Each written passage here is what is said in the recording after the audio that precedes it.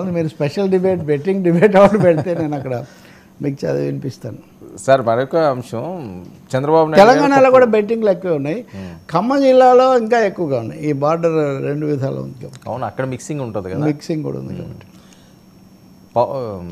కుప్పంలో చంద్రబాబు నాయుడు గారు ఓడిపోతున్నారట, పవన్ కళ్యాణ్ గారికి కూడా ఛాన్సెస్ తక్కువట సర్వేలు చెబుతున్నది, నమ్మొచ్చా? సార్ నమ్మడం నమ్మకపోవడం మీ ఇష్టం సార్. ఇప్పుడే కదా మీరు బెట్టింగ్ల గురించి మాట్లాడారు.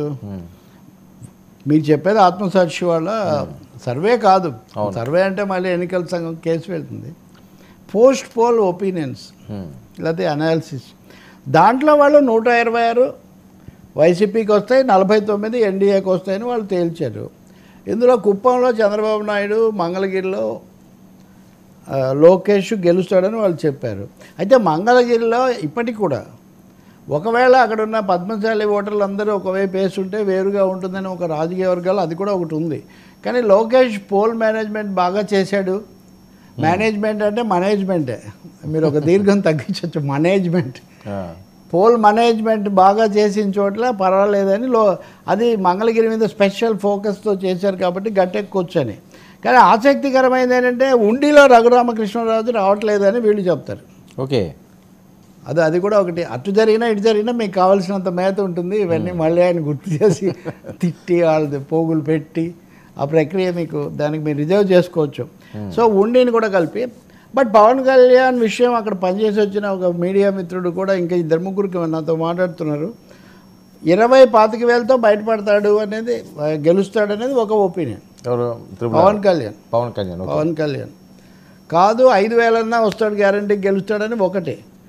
లేదు ఇప్పుడు మీరు నిన్న పెట్టారు కదా నామకరణ పునఃనామకరణ మహోత్సవం ఇట్లాంటివన్నీ, వాళ్ళేమో అదేం జరగదు మేము చాలా కాన్ఫిడెంట్గా ఉన్నామని వాళ్ళు అంటున్నారు. బట్ పర్సనల్గా పవన్ కళ్యాణ్ గట్ట ఎక్కొచ్చు, ఎందుకంటే ఆయనకున్న సెలబ్రిటీ స్టేటస్, ఈసారి అక్కడ ఫోకస్, తర్వాత రైవల్గా అంతకుముందు వేరే పార్టీ తరఫున ఉన్నాయని ఈయన తరఫున వర్మ, అందుకే ఆయన ప్రత్యేకంగా లేఖ రాసి ప్రత్యేకంగా ట్వీట్లు పెట్టి ఆల్మోస్ట్ మిగతా అందరూ ఒక ఎత్తు అయితే వర్మ ఒకరు ఒక ఎత్తు అన్నట్టుగా చేశాడు ఆయన.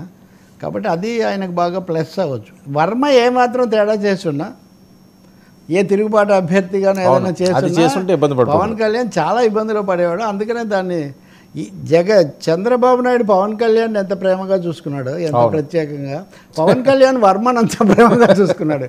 ఇదొక ఈక్వేషన్. ఓకే,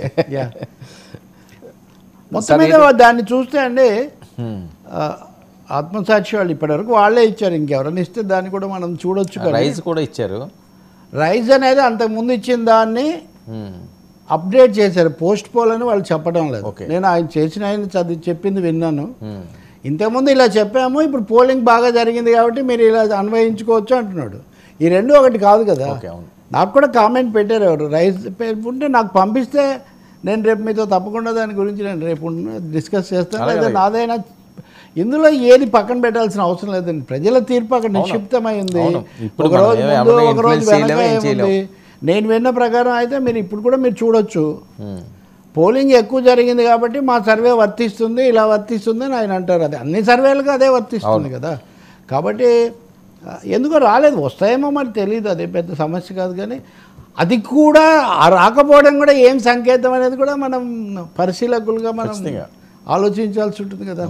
నిన్న మీకు మీరు ఇది వాడలేదు, 8th వండర్ గెలిస్తే నేను మీకు చెప్పా, అది నాకు చెప్పిన ఆయనకు నేను పంపించా, ఊరికినే వదిలిపోయా. ఆయన మళ్ళీ చాలా కరెక్ట్ అని దాన్ని ధృవీకరిస్తూ ఇప్పటికి కూడా మేము అలాగే ఉన్నాం సార్, అంత టైట్గాను అంత టెన్షన్గా ఉంది పరిస్థితి అని ఆయన అంటున్నారు. ఓకే, పొలిటికల్ పార్టీస్ అది వేరు.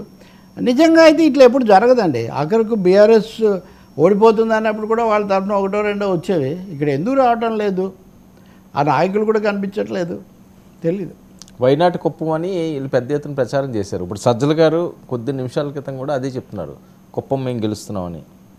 సరే, ఇప్పుడు రాజకీయ పార్టీలు అనేవి ముఖ్యంగా పాలక పార్టీలు, గత పాలక పార్టీ, ప్రస్తుత పాలక పార్టీ ఒకరినొకరు నిరుత్సాహపరచడానికి, డిమోరలైజ్ చేయడానికి, అది వీలైతే దెబ్బతీయడానికి చేయగలిగినంత చేస్తారు. కానీ కుప్పంలో చంద్రబాబు నాయుడు లాగా ఎప్పటి నుంచో ఉన్నటువంటి ఒక కీలక నాయకుడిని అంత సులభంగా ఓటర్లు వదులుకుంటారని మనం